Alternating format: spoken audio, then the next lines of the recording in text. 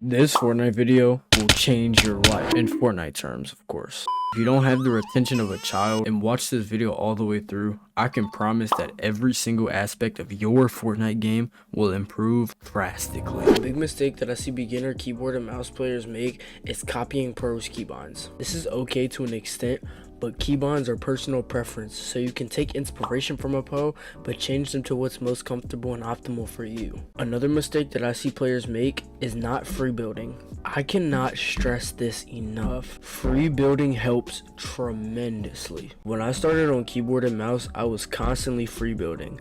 This helps you get used to your binds. If you want to get the basics to building very quickly, try some of these drills. First, start off with single edits, then double edits,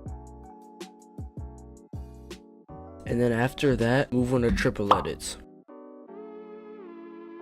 Once you get more advanced, you can move into quad edits and folds, but don't get too ahead of yourself yet. Focus on the basics before you move into the advanced moves. Another drill you can do are these ramp flips. If these are too difficult for you at first, you can try this, but instead of a ramp, you can use a cone. Now moving on to mistake number 3. I see a lot of players completely skip aim training. Making the switch from controller, you will not have aimbot. aim assist. So with that being said, it is highly likely that your aim will not be the greatest. If you want a good aim training guide, I have one on my channel, so check that out after you're done watching this video. Once you have all the basics down, you're going to want to take these newfound skills and go into some fighting practice. I would recommend starting off in 1v1 PGs since you have infinite mats, and then gradually work your way into realistics. This leads me on to the next mistake. You need to play against better opponents. If you play against your friends and absolutely roll them every time, that's not doing anything for you. You need to learn how to play against other players who are better than you. This also leads me into the next thing I'll be talking about. As a beginner, you need to watch pro gameplay. How would watching another person play the game make me better at the game? Well, that's a great question. It helps because you can watch clips of people who are already at the top of the game, who know all these little tricks and techniques, and you can learn them for yourself to implement them and get better. And who knows, you might even be a new and up and coming pro. Now that you know the basics, you need to condense all of this stuff into a well-structured warm-up. If you want a good warm-up, in my last video I trained like pro player Polarized for 1 week, and I would totally recommend you check out that video and give his warm-up a try. Now once you've gotten everything down from free building to aim training to forming your warm-up, you need to take these new skills into ranked. Ranked is very important because it gives you real fighting practice that cannot be simulated in creative. The reason to this is the fact that there are so many factors that go into playing ranked, from how people fight, end games, rotations, and other stuff like that can't be simulated in creative. Sure, you can practice these things to improve, but it will never be the exact same. This leads me into another mistake that I see beginners make. This mistake is not VOD reviewing gameplay. VOD reviewing is when you watch back gameplay to see mistakes that you made and what you could have done to change the outcome of a fight. For example, if I were to make a peanut butter and I were to peek in the middle of the box rather than up in the corner, I'd be more visible, and that could be a mistake that I could correct in the future. This next mistake is not practicing right. If you're loading up Fortnite to play Teamwork Tycoon, you're not going to get better. Now, I'm not saying not to play these games and have fun, because the most important thing to Fortnite and anything in life in general is to have fun while doing it. But if you are also serious about getting better at the game, you need to balance the having fun aspect to the practicing and training to get better aspect. This is the biggest mistake beginners make, and if you take anything from this video, I need you to take this. Never give up. Over half of the players who play keyboard and mouse never know how good they can be and how good they could have been if they would have kept grinding. Before we get started, I want to quickly cover why having good aim is important. Aim is the hardest skill to master in Fortnite and is the root to winning fights. If you have the best mechanics but you miss crucial shots, you will lose all of your fights. First, I want to cover some of the best maps. If you have or can afford Kovacs, I would 1000% recommend to use that. But if you want some good free options, the best Fortnite maps to get better aim are Clix's Aim Trainer, Scavok's Aim Trainer, and Aim Island. Clix's Aim Trainer is the best of the 3 maps. His aim trainer is basically the free Kovacs in Fortnite. Scavok's is an older aim trainer. It uses simple drills, but they are very effective. Aim Island is still a good map, but not as good as the others. Crosshair placement and mouse control plays the biggest role in not only aim, but your mechanics also. Having better crosshair placement will help improve your aim because you will be moving your crosshair the minimal amount while editing and aiming.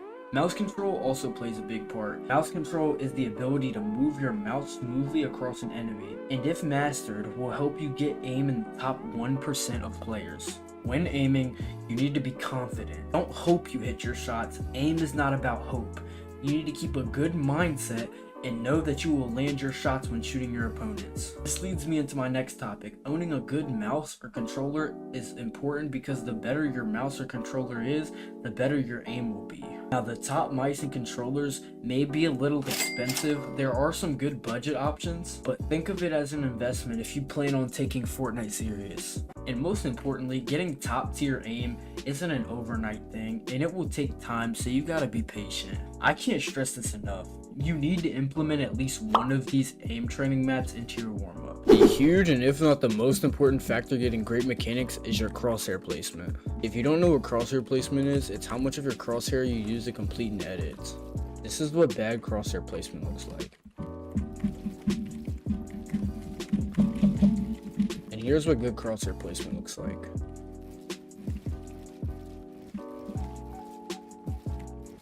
Crosshair placement is extremely important because it will allow you to keep your edits crisp and consistent. If you want to improve your crosshair placement very quickly, try this map here. Here's the code. So once you load it up, you're going to come here to crosshair placement edits. Here you're going to select whichever one you want. I'm going to go to wall. Once you're here, you'll see these little things right here, and this is the ideal place that you want your crosshair to be. This map will help you get your crosshair placement very tight, so it's overall very good, very helpful. Another key aspect of getting better mechanics is your edit timing. Edit timing is the amount of time you use from editing and selecting your building tiles. So if you have slow edit timing, it would look something like this. It takes you a long time to edit it, but if you have fast edit timing, you shouldn't even see the blue square. If you can master this, the better your edit timing is, the better your mechanics will be.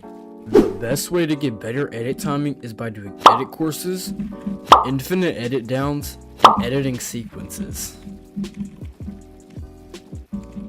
Another insanely good way to improve your mechanics is as simple as just building. It'll help you learn how to pair builds and edits together to become a more mechanical player. Real quick, some settings that you should have. One is performance mode. Performance mode is recommended to increase frames and lower input delay.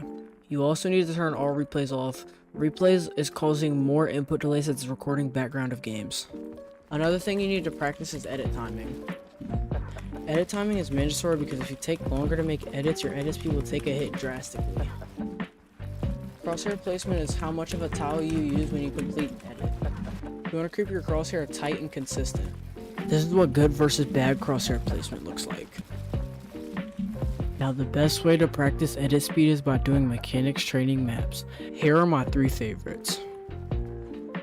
And also, freebuilding will help you drastically. Slow-mo after each move so you can see how I do the move and where my crosshair is throughout the move. First, I want to talk about 90s. 90s are the basic building block to building, and they have also been around since 2017. There are many variations to 90s. The basic 90s, spider 90s, and instant 90s. Basic 90s I personally think are out of date.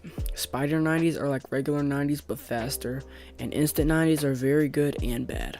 They are the fastest 90 out of all of them, but you're not protected at all while you're doing it. Next, we will talk about side jumps. Just like 90s, there are variations to them also. There are regular side jumps and protective side jumps.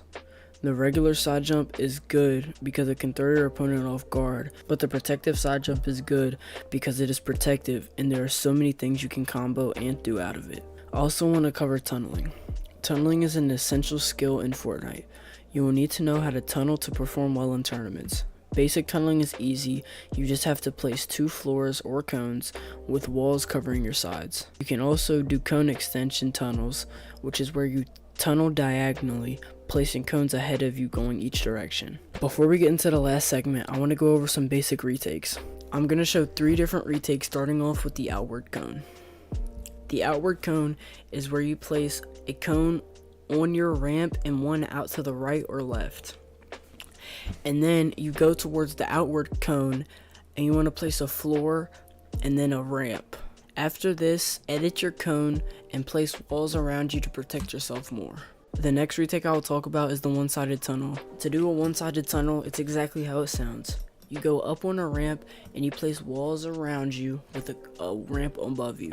This move is very good because it's so versatile and you can do so many things out of it. Like say I'm going to do the one-sided tunnel, I can edit out of here and go into a retake or even a triple edit or anything really. The last retake is the polarized cone flip retake. To do this retake, you will go up doing a one-sided tunnel, you will place one stair out, turn around, place a stair in a cone. Keeping your cone built out, you're going to edit the back two tiles on the cone and then catch yourself with another tunnel thingy. And then go up and full box your opponent or do whatever if your opponents are not there. The last thing I will talk about is edit coursing or free building. Now that you have this building knowledge, go and free build and see what you can do. First, we are going to talk about double pickaxing a wall. This is not a good mistake because if you double swing your pickaxe, it leaves your opponent with easy accessibility to hit a pre-fire and hit counter damage on you. And also, if you pickaxe once and pull your gun out, your opponent will most likely edit and you will be able to damage them. Not trying to get in your opponent's box is another mistake I see players do. If you're sitting there only trying to take your opponent's wall, that isn't smart unless you have very good ping. Instead, you should be trying to use the momentum phasing mechanic. A mistake you need to fix is not making the optimal peak. If you're doing a peanut butter edit every time you peak, although it is a good peak, players expect it, and it's also in some situations not the best peak. Also, another common mistake is when players overpeak. Overpeaking is where you show more of your body to hit a shot rather than showing the smallest amount of your body to minimize the return damage. This mistake isn't the worst, but it limits your edit speed. If you edit with your pickaxe out, you're taking time to click extra buttons instead of using your blueprint. Also, using your blueprint can also allow you to edit walls and other builds from further away than if you had a pickaxe out.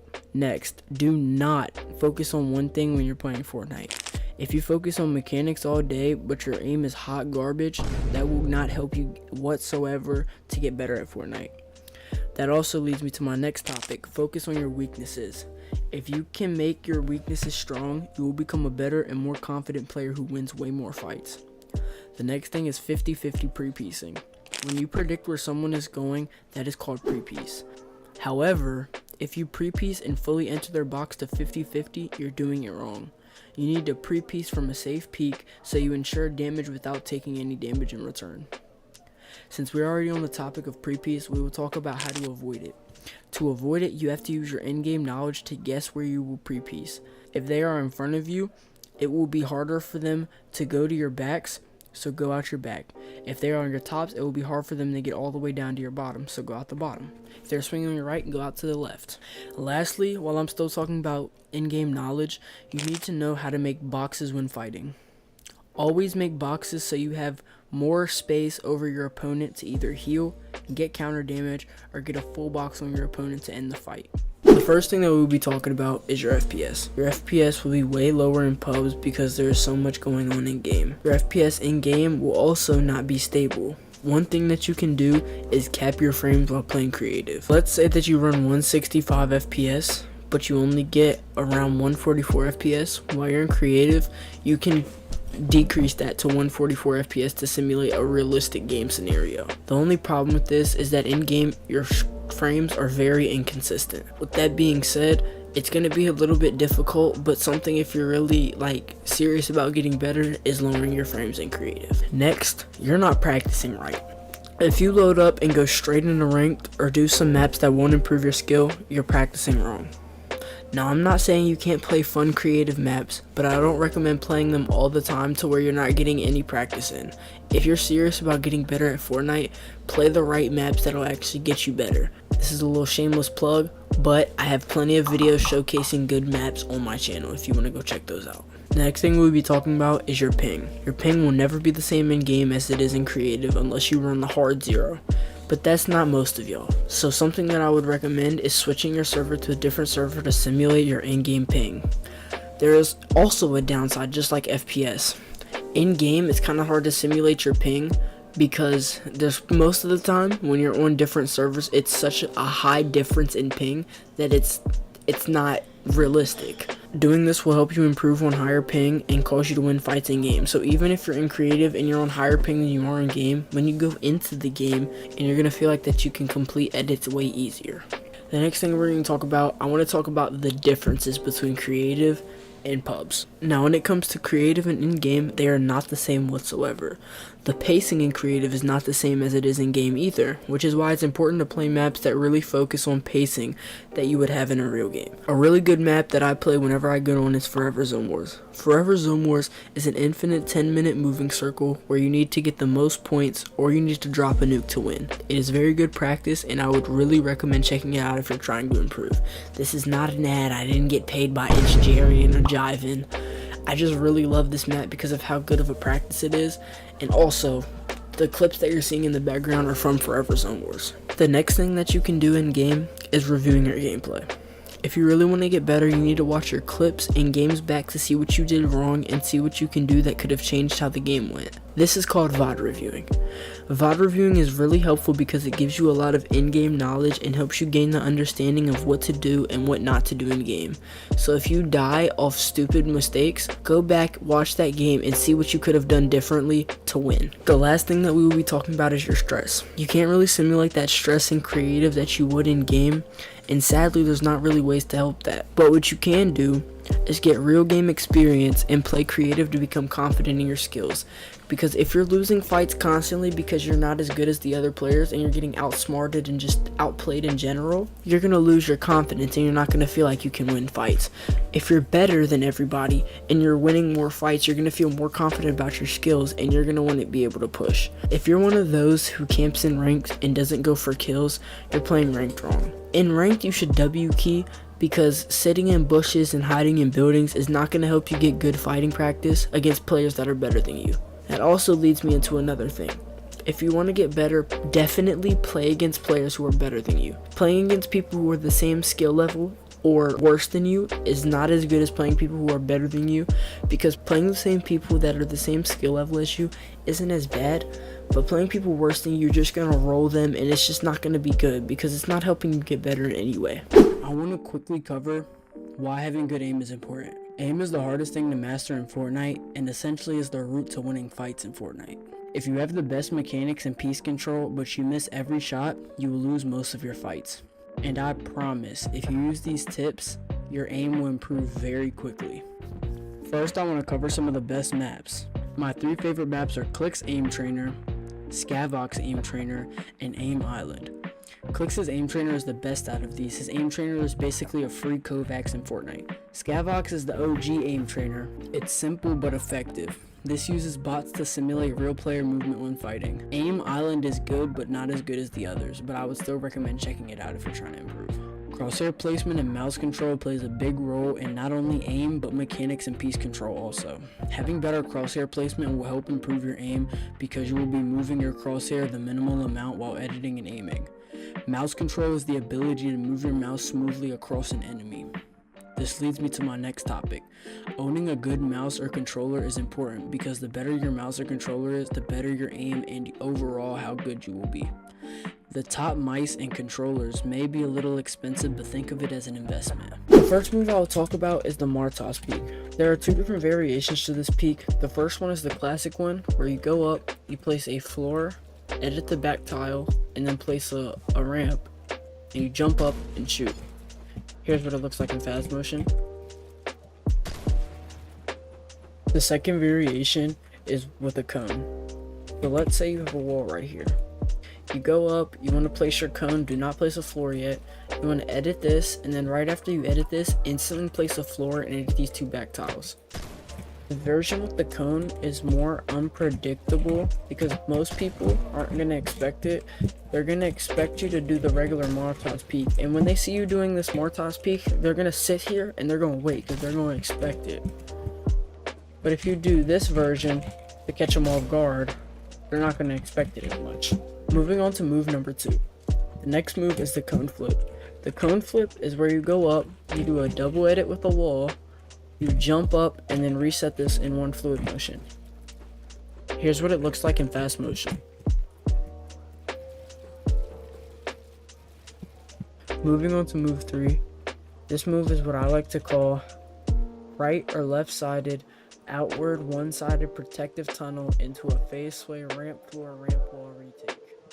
To perform this move, you're going to start off with a one-sided tunnel, whether going to your right or to your left. You're gonna edit out to the side, do a ramp floor ramp into whatever. On the left side, it's gonna look the exact same. Here's what it looks like in fast motion. This move looks super flashy and makes for some good clips. Moving on to the next move, move number 4, we're going to be talking about this one-sided tunnel into like a cone flip that Polarized does. To perform this move, you're going to start off with a one-sided tunnel, or you can start off with a triple edit. You're going to place a stair out in front of you, turn all the way around, edit a cone, keep your cone built out, and edit the cone, and then catch yourself. Here's what it looks like for a one-sided tunnel in slow-mo. And edit this out, place the floor in front of you, turn around. I messed the edit up there, but yeah. Here's what it looks like in fast motion. Here's what it looks like in fast motion as triple edit.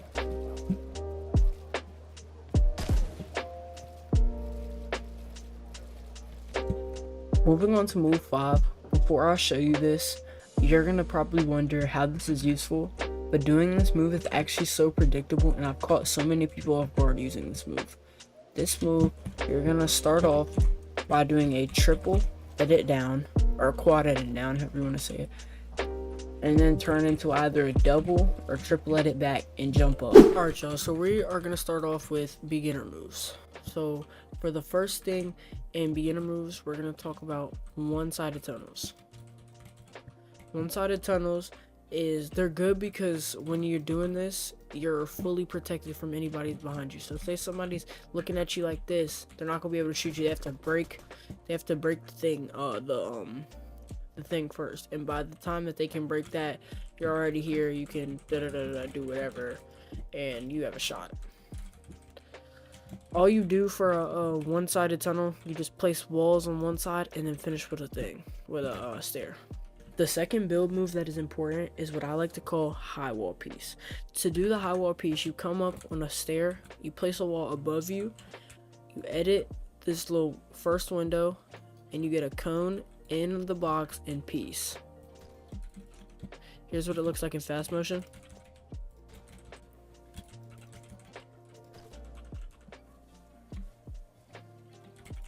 This move is really good because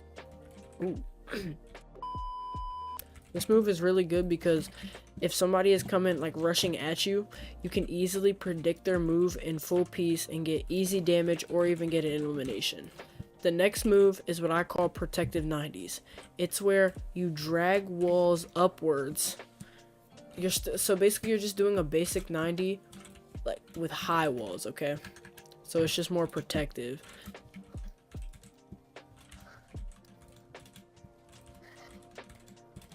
That's how you do it in fast motion. All you do is just, like I said, it's a regular 90, just high wall, and you land on a stair right here. Now the fourth move that I'll be talking about is it's not really like a build move, but it's like a mechanic that you need to know. So let's say your opponent is boxed right here, right? You sit here, you take their floor, you take their cone. Say you both have both their floor and cone. If you edit like this, they could easily just come down here and boom, 200 and you're dead. So what you want to do after this, you want to do that, edit a wall. So if they're seeing here and they see a wall, they're going to think, some people, they might shoot. And if they shoot, they have their shotgun delay and you can just get an easy shot. But if they don't shoot, you have the right hand peek and you can jump up and shoot them. And then save it, like say they still shoot at you, right when you shoot, reset your wall. And then if they try and go out, you can just full piece them or something like that.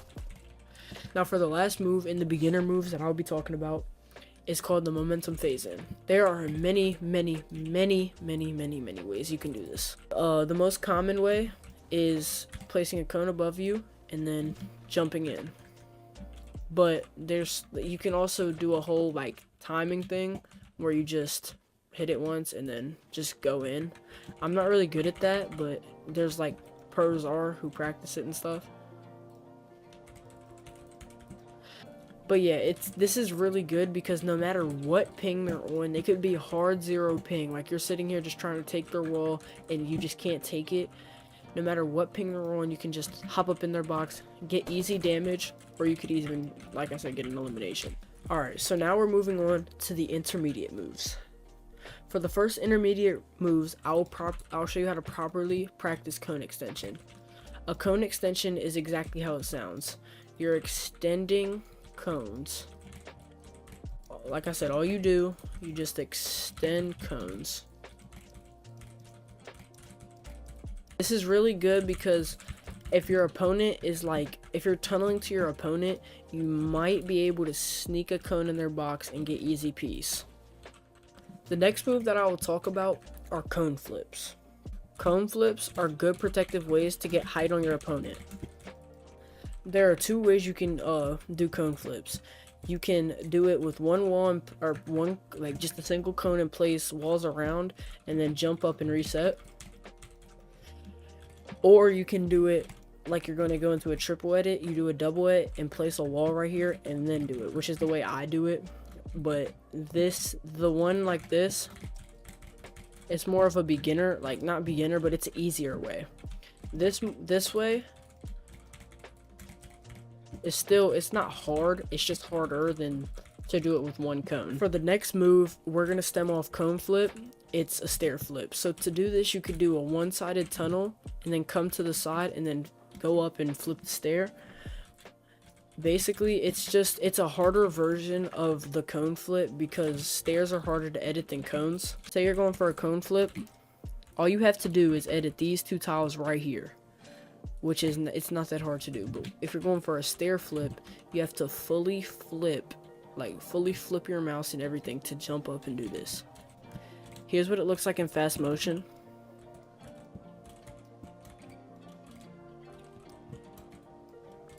This move is good because just like the cone flip, you're going up one layer while being protected. Because if you're starting off in a one-sided tunnel, nobody's going to be able to shoot you from over here. And then if your opponent is over here, you're still protected no matter what you do. And if they're over here shooting at you, you can just do like a little FIFO cone and then finish the fight. Now the next move that I will be talking about is the reverse triple edit. The reverse triple edit is exactly how it sounds. You just do a triple edit in reverse. You go up, you place a floor and a cone. You edit the 2 back tiles like you're gonna do a triple edit, and then place a wall and edit the wall. And you can just jump out and land on a floor, stair, or just a floor, whatever. You can do whatever really.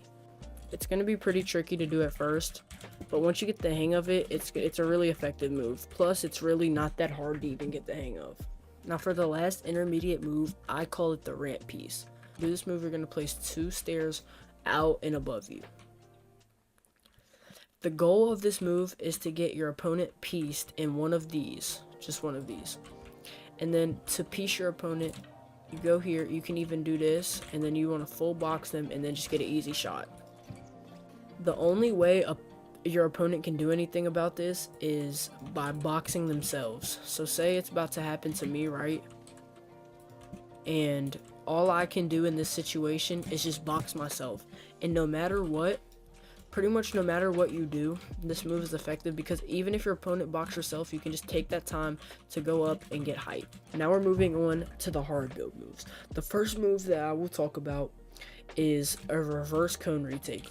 Okay, to do this, you're going to want to start off in either a one-sided tunnel or scissor ramp.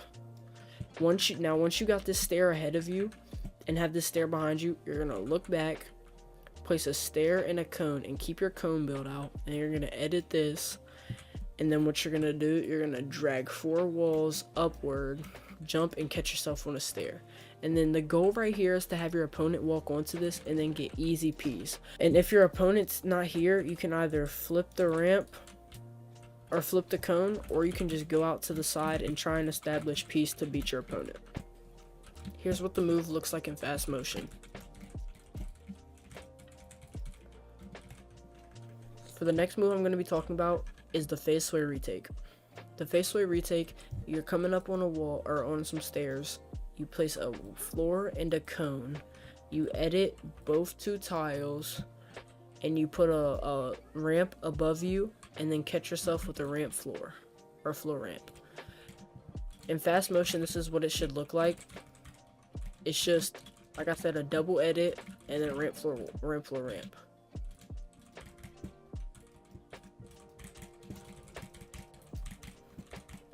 Sometimes the ramp won't place right here, which is okay. I mean, this ramp is just to protect you, but if it doesn't, you're still gonna be protected either way, because obviously you can either just place that there, or you edit this and then just do a Thwifo cone. So for the 13th move, we have the full upward tunnel. It's just like a one-sided tunnel, except you're placing walls all the way around you. Sometimes if you do it too fast, if you like place the stair too fast, it's gonna place like sideways. Hold on, like sideways. And even if it does that, it's not really a biggie. The only problem is you're exposed in the back. This move is good in tournaments and ranked, because say you're trying to like get up, like zone pulled up a hill or something, you're gonna be okay, because you're able to go up a layer without having to worry about getting shot from any angle, because your both sides are blocked and your front is blocked. The second to last move I will show y'all is what I call the extended wall cone piece. Long name, I know, right? I probably could have shortened the name, but that's besides the point. To perform this move, you're going to be coming up and you're going to extend walls, and then you're going to edit this wall like this and then get a cone in their box. This is really good because it can catch them off guard, and then they can't do anything because they have a cone in their box, so they can't jump here and then block themselves with the stair or anything, because like I said, there's going to be a cone in their box, so they're just going to be either freaking out or they're going to try and run, which will lead you to get an easy hit. Now for the last move, it is the Martos peak. Now I know what you're thinking, Trixon, this is not hard, and I say you're right. It's just kind of tedious to do when you do it fast and in full motion. And what I mean by in full motion, it's not really, like I said, it's still not that hard. It probably shouldn't be in a spot on the hard, because it's not, like I said, it's not that hard. But if you keep on doing it, it can be a little tedious. Like I said, the Martos peak is extremely good because you can shoot your opponent when they can barely see you. When you do this peek, there's like the tiniest bit of your head popping up. They can barely see you, and you can see their whole entire body. This is gonna catch the opponent off guard because they're not gonna expect you to peek like this, and they're not really gonna be able to see you, like you're not really visible to them, and you could just get easy damage or even hit them with a headshot pump and then kill them. Thank you for watching this compilation. I hope y'all enjoyed. Don't forget to like and subscribe. I love y'all. More importantly, Jesus loves y'all. See Christ, have blessed days. I'm gonna catch y'all in the next one. Peace.